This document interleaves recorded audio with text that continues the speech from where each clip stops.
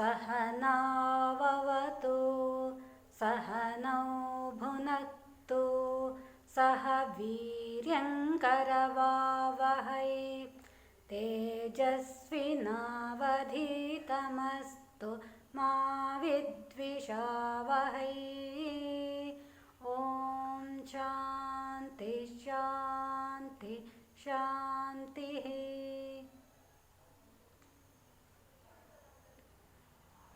ವೈದಿಕ ಕಾಲದಿಂದಲೇ ಭಾರತೀಯರ ದಾರ್ಶನಿಕ ಚಿಂತನೆಯನ್ನು ನಾವು ಗಮನಿಸಬಹುದು.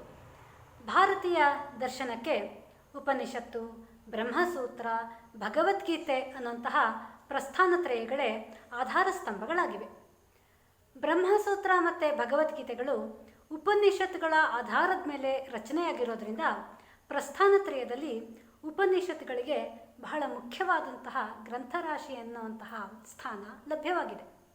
ಪ್ರಸ್ಥಾನತ್ರಯದಲ್ಲಿ ಉಪನಿಷತ್ತುಗಳಿಗೆ ಶ್ರುತಿ ಪ್ರಸ್ಥಾನ ಅನ್ನುವಂತಹ ಅಗ್ರಸ್ಥಾನ ಇದೆ. ಸಂಹಿತ, ಬ್ರಾಹ್ಮಣ, ಆರಣ್ಯಕ, ಉಪನಿಷತ್ತುಗಳು ವೇದದ 4 ಅಂಗಗಳು. ಉಪನಿಷತ್ತುಗಳು ವೇದದ ಕೊನೆ ಭಾಗ ಆಗಿರೋದ್ರಿಂದ ಮತ್ತು ಅವುಗಳ ಉಪದೇಶ ವೇದದ ಸಿದ್ಧಾಂತ ರೂಪದಲ್ಲಿ ಇರೋದ್ರಿಂದ ಉಪನಿಷತ್ತುಗಳಿಗೆ ವೇದಾಂತ ಅನ್ನುವಂತಹ ಹೆಸರಿದೆ. ಉಪನಿಷತ್ತುಗಳು ಜ್ಞಾನ ಮಾರ್ಗವನ್ನು, ಉಳಿದ ವೇದದ 3 ವಿಭಾಗಗಳು ಕರ್ಮ ಮಾರ್ಗವನ್ನು ಬೋಧನೆ ಮಾಡುತ್ತೆ. ಆದ್ದರಿಂದ ವೇದ ವಾಂಗ್ಮಯದ ಉತ್ತುಂಗ ಶಿಖರ ಅಂತ ಅನ್ನಿಸ್ಕೊಂಡಿರುವಂತಹ ಉಪನಿಷತ್ತುಗಳು ಭಾರತೀಯ ತತ್ವಜ್ಞಾನದ ಮೂಲವಾಗಿದೆ. ಸಮಸ್ತ ವೇದಗಳ ಸಾರವನ್ನು ಒಳಗೊಂಡಿದೆ ಉಪನಿಷತ್ತು. ಉಪನಿಷತ್ ಅನ್ನೋ ಶಬ್ದದ ನಿಷ್ಪತ್ತಿಯನ್ನು ಶ್ರೀ ಶಂಕರ ಭಗವತ್ಪಾದರು ಹೀಗೆ ಹೇಳಿದ್ದಾರೆ: ಸದೇರ್ಧಾತೋ ವಿಶರಣಗತ್ಯವಸಾದನಾರ್ಥಸ್ಯ ಉಪನಿಪೂರ್ವಸ್ಯ ಕ್ವಿಪ್ ಪ್ರತ್ಯಯಾಂತಸ್ಯ ರೂಪಮಿದಂ ಉಪನಿಷತ್ ಇತಿ ಅಂತ. ವಿಶರಣ, ಗತಿ, ಅವಸಾದನ ಅನ್ನುವಂತಹ ಅರ್ಥವುಳ್ಳ ಸದ್ ಧಾತುವಿಗೆ ಉಪ, ನಿ ಅನ್ನೋ 2 ಉಪಸರ್ಗಗಳು, ಕ್ವಿಪ್ ಪ್ರತ್ಯಯವು ಸೇರಿ ಉಪನಿಷತ್ ಅನ್ನುವಂತಹ ರೂಪ ಆಗತ್ತೆ. ವಿಶರಣ ಅಂದರೆ ಸಡಲ್ಸೋದು, ಗತಿ ಅಂದರೆ ಹೊಂದಿಸೋದು, ಅವಸಾದನ ಅಂದರೆ ನಾಶಪಡಿಸೋದು.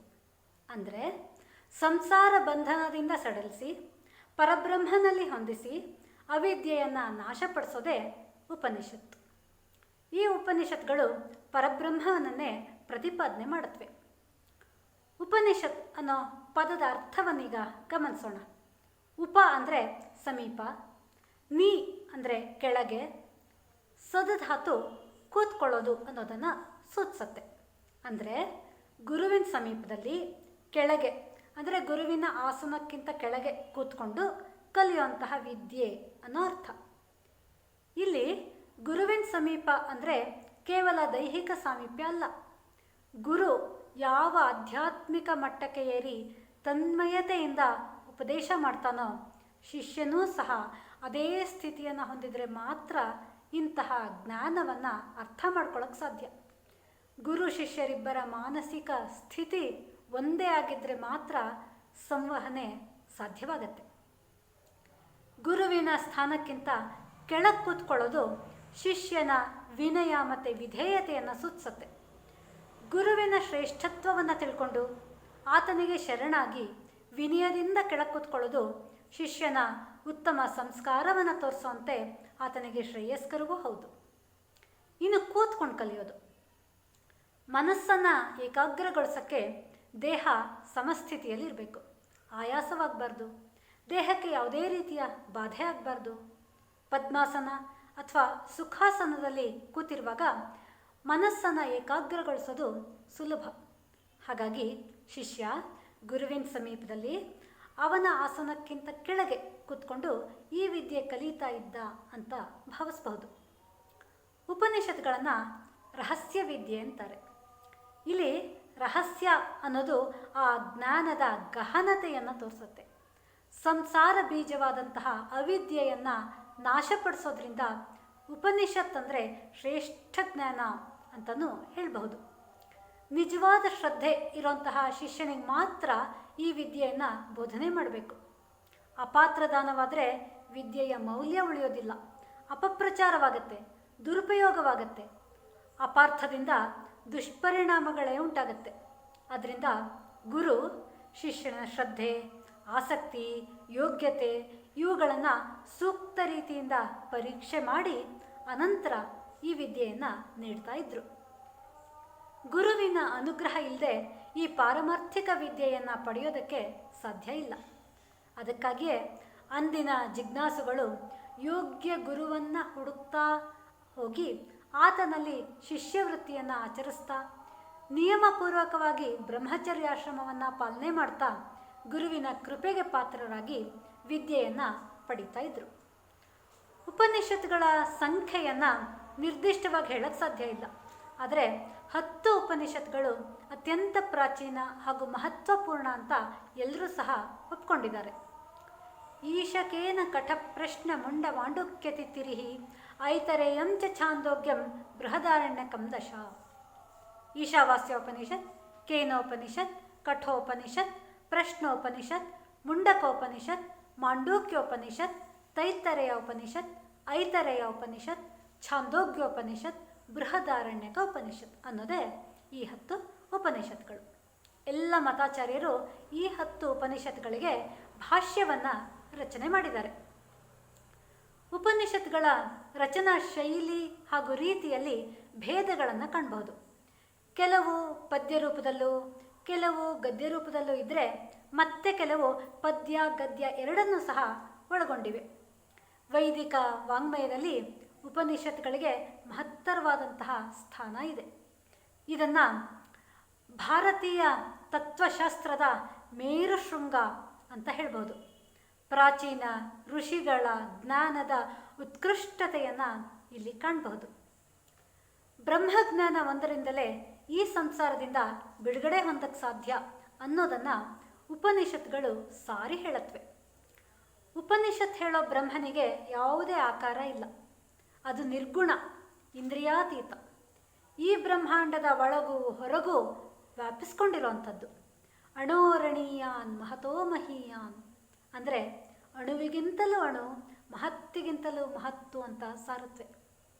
ಇಂತಹ ಪರಬ್ರಹ್ಮನನ್ನು ತಿಳ್ಕೊಳ್ಳೋ ಮಾರ್ಗವನ್ನು ಉಪನಿಷತ್ಗಳು ತಿಳಿಸತ್ವೆ. ಶ್ರವಣ, ಮನನ, ನಿಧಿಧ್ಯಾಸನಗಳ ಮೂಲಕ ಪರತತ್ವದ ಸಾಕ್ಷಾತ್ಕಾರವನ್ನು ಪಡೆಯೋ ಕಡೆ ಹಂತ ಹಂತವಾಗಿ ಮಾರ್ಗದರ್ಶನವನ್ನು ನೀಡತ್ವೆ ಉಪನಿಷತ್ಗಳು. ಹಾಗಂಥೇಳಿ ಲೌಕಿಕ ಜೀವನದಿಂದ ದೂರ ಹೋಗಬೇಕು ಅಂತ ಉಪನಿಷತ್ ಬೋಧನೆ ಮಾಡಲ್ಲ. ಮಾನವ ಜೀವನವನ್ನು ಎಂದೂ ನಿಕೃಷ್ಟವಾಗಿ ಕಂಡಿಲ್ಲ. ಶೃಣ್ವಂತ ಸರ್ವೇ ಅಮೃತಸ್ಯ ಪುತ್ರಾಹ ಅಂತ ಸಮಸ್ತ ಮಾನವರನ್ನು ಅಮೃತ ಪುತ್ರರು ಅಂತ ಹೇಳುತ್ತೆ ಶ್ವೇತಾಶ್ವತರ ಉಪನಿಷತ್ತು. ಪ್ರಪಂಚವನ್ನು ಅನುಭವಿಸ್ಬೇಕಾದ್ರೆ ಅದರ ಹಿಂದಿರುವಂತಹ ರಹಸ್ಯವನ್ನು ತಿಳ್ಕೊಂಡು ಅನುಭವಿಸಿ ಅಂತ ತಿಳಿ ಹೇಳುತ್ತೆ.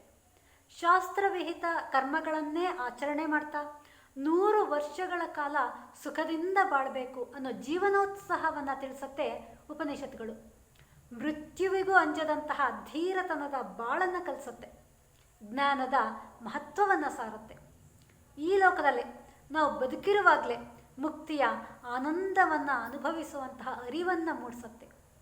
ಯಾವುದು ನಮ್ಮ ಮುಕ್ತಿಗೆ ಸಹಾಯಕವೋ ಅದೇ ನಿಜವಾದ ವಿದ್ಯೆ ಅಂತ ತಿಳ್ಕೊಂಡು ಸಾ ವಿದ್ಯಾ ಯಾವಿಮುಕ್ತಯೇ ಅಂತ ಸಾರಿದ್ರು ನಮ್ಮ ಪ್ರಾಚೀನ ಮಹರ್ಷಿಗಳು. ಉಪನಿಷತ್ಗಳು ಸಾರುವಂತಹ ಸತ್ಯವನ್ನು ಬಾಹ್ಯೇಂದ್ರಿಯಗಳಿಂದ ಗ್ರಹಿಸೋಕ್ಕೆ ಸಾಧ್ಯ ಇಲ್ಲ.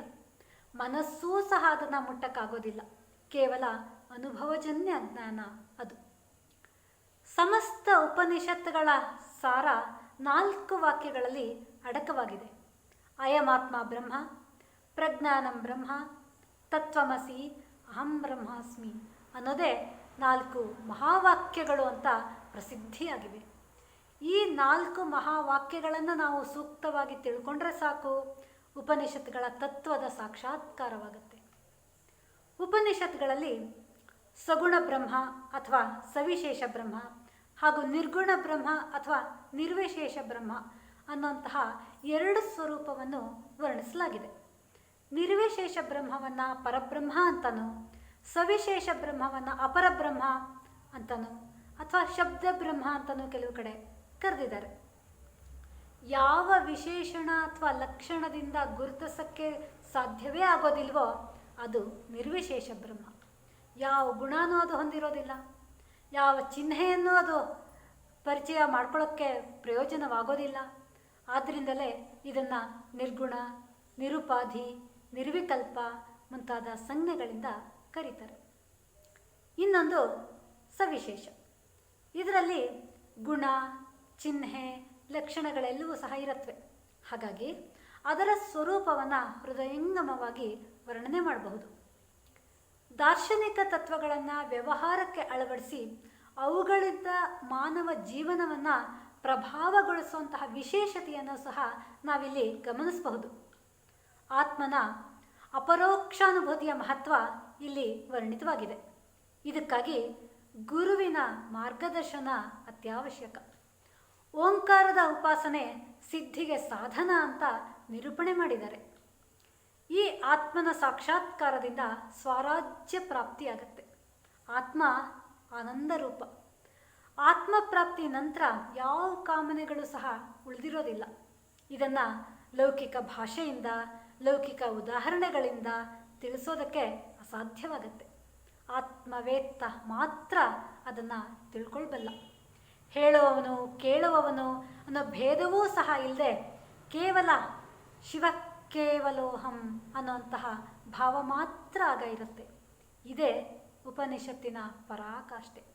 ಹಾಗಾಗಿಯೇ ಇದು ರಹಸ್ಯವಾದ. ಇಷ್ಟೆಲ್ಲ ಇದ್ರೂ ಲೌಕಿಕ ಜೀವನವನ್ನು ಉಪನಿಷತ್ತು ಎಂದೂ ಅಲ್ಲಗಳೆಯಲ್ಲ. ಮಾನವನು ಅವಶ್ಯವಾಗಿ ಅನುಸರಿಸಲೇಬೇಕಾಗಿರುವಂತಹ ಜೀವನ ಮೌಲ್ಯಗಳನ್ನು ಇದು ಸುಂದರ ರೀತಿಯಲ್ಲಿ ಪ್ರತಿಪಾದನೆ ಮಾಡುತ್ತವೆ. ಯಜ್ಞ, ದಾನ, ತಪಸ್ಸು ಇವುಗಳ ಮಹತ್ವವನ್ನು ಸಾರಿರುವಂತೆ ಜಿತೇಂದ್ರಿಯತ್ವ, ಅಹಿಂಸೆ, ಸತ್ಯ, ಧರ್ಮ, ಜ್ಞಾನ ಮುಂತಾದ ಆದರ್ಶ ತತ್ವಗಳನ್ನು ಎಲ್ಲರೂ ಅನುಸರಿಸಬೇಕು ಅಂತ ತಿಳಿ ಹೇಳತ್ವೆ. ನಮ್ಮ ಧರ್ಮ ಹಾಗೂ ತತ್ವಗಳ ಮೇಲೆ ಉಪನಿಷತ್ತುಗಳ ಪ್ರಭಾವ ಅತ್ಯಂತ ಮಹತ್ವ. ಧಾರ್ಮಿಕ ಚಿಂತನೆಯ ಮೂಲವನ್ನು ಉಪನಿಷತ್ತುಗಳಲ್ಲಿ ಗಮನಿಸಬಹುದು. ಧೈರ್ಯ, ಉತ್ಸಾಹಗಳನ್ನು ಪ್ರಜ್ವಲಿಸುವಂತಹ ಧೀರ ಚೈತನ್ಯಪೂರ್ಣ ವಾಣಿಯನ್ನು ಉಪನಿಷತ್ತುಗಳಲ್ಲಿ ಕಾಣಬಹುದು. ಅಧ್ಯಾತ್ಮ ತತ್ವವೇ ಪ್ರಧಾನವಾಗಿದ್ದರೂ ವಿಶ್ವದ ಸ್ವರೂಪ, ಉತ್ಪತ್ತಿ, ಪುರಾಣ ಕಥೆಗಳು ಇವೆಲ್ಲವನ್ನು ಒಳಗೊಂಡಿದೆ. ಇಲ್ಲಿರುವ ಆಧ್ಯಾತ್ಮಿಕ ಒಳನೋಟಗಳು ಅಂದಿನ ಮಹರ್ಷಿಗಳ ಜ್ಞಾನದ ವೈಜ್ಞಾನಿಕ ಶೋಧನೆಯ ಫಲವಾಗಿದೆ ಅಂತ ಹೇಳ್ಬೋದು. ಸತ್ಯ ದರ್ಶನಕ್ಕೆ ಮಹತ್ತರವಾದಂತಹ ಸ್ಥಾನ ಇದೆ. ಪರೀಕ್ಷಿಸಿ ಸತ್ಯವನ್ನು ಒಪ್ಕೊಳ್ಳುವಂತಹ ಸ್ವಾತಂತ್ರ್ಯವನ್ನು ಅದು ನಮಗೆ ನೀಡಿದೆ. ಸತ್ಯದ ಅನ್ವೇಷಣೆಯ ಬಗ್ಗೆ ವಿಶೇಷ ಶ್ರದ್ಧೆಯನ್ನು ನಾವು ಉಪನಿಷತ್ತುಗಳಲ್ಲಿ ಕಾಣಬಹುದು. ತತ್ವ ಜಿಜ್ಞಾಸೆ ಆಮೂಲಾಗ್ರವಾಗಿ ವಸ್ತುನಿಷ್ಠವಾಗಿ ನಡೆಯುತ್ತೆ. ಉಪನಿಷತ್ತುಗಳ ಮೂಲಕ ಆ ಕಾಲದ ಮಹರ್ಷಿಗಳ ವೈಯಕ್ತಿಕ ಜೀವನದ ಬಗ್ಗೆ ನಮಗೆ ಹೆಚ್ಚು ತಿಳ್ಕೊಳ್ಳೋಕ್ಕಾಗದೆ ಹೋದರೂ ಅಂದಿನವರ ಪ್ರಖರ ಜ್ಞಾನ, ಚಿಂತನೆಯ ಆಳ, ಅನುಭವದ ಗಹನತೆ, ಸತ್ಯ ಸಾಕ್ಷಾತ್ಕಾರದ ತುಡಿತ ಎದ್ದು ತೋರುತ್ತೆ. ಸತ್ಯ ದರ್ಶನಕ್ಕಾಗಿ ಎಂತಹ ತ್ಯಾಗಕ್ಕೂ ಅವರು ಸಿದ್ಧರಾಗಿದ್ದರು. ಶಾಶ್ವತ ಸ್ವರೂಪಿಯಾದ ಪರಬ್ರಹ್ಮನ ಸತ್ಯ ಸ್ವರೂಪವೇ ನಾವು ತಿಳ್ಕೋಬೇಕಾಗಿರೋದು. ಅದು ಇಂದ್ರಿಯಗಳಿಗೂ ಮನಸ್ಸಿಗೂ ನಿಲುಕದೇ ಇರುವಂಥದ್ದು. ಮಾತು, ಮನಸ್ಸು ಸಹ ಅದನ್ನು ವರ್ಣಿಸೋಕ್ಕೆ ಅಸಮರ್ಥವಾಗತ್ತೆ. ಕೇವಲ ಶುದ್ಧ ಜ್ಞಾನದ ಅರಿವಿಗೆ ಅದು ಪ್ರಾಪ್ತವಾಗತ್ತೆ. ಆ ಬ್ರಹ್ಮಜ್ಞಾನವೇ ಉತ್ಕೃಷ್ಟವಾದಂತಹ ರಹಸ್ಯ ಜ್ಞಾನ. ಸತ್ಯಂ ಜ್ಞಾನಂ ಅನಂತಂ ಬ್ರಹ್ಮ ಅಂತ ಆ ಪರವಸ್ತುವನ್ನು ಹೇಳಲಾಗಿದೆ. ಈ ರೀತಿ ಮನುಷ್ಯ ಜೀವನದ ಸಾರ್ಥಕತೆಯನ್ನು ತಿಳ್ಕೊಂಡು ಅದನ್ನು ಸಾಕ್ಷಾತ್ಕಾರ ಮಾಡಿಕೊಂಡಿದ್ರು ಅಂದಿನ ಮಹರ್ಷಿಗಳು. ಸಮಸ್ತ ಮನುಕುಲಕ್ಕೆ ಮಂಗಳವಾಗಲಿ ಅನ್ನುವಂತಹ ಅವರ ಹಾರೈಕೆ ಎಂದೆಂದೂ ಪ್ರಸ್ತುತ. ಎಲ್ಲರೂ ಕತ್ತಲೆಯಿಂದ ಬೆಳಕಿನ ಕಡೆಗೆ ಸಾಗಲಿ, ಅಮೃತತ್ವದೆಡೆಗೆ ಸಾಗಲಿ ಅನ್ನುವಂತಹ ಅವರ ಪ್ರಾರ್ಥನೆ ಹೀಗಿದೆ. ಓಂ ಅಸತೋ ಮಾ ಸದ್ಗಮಯ ತಮಸೋ ಮಾ ಜ್ಯೋತಿರ್ಗಮಯ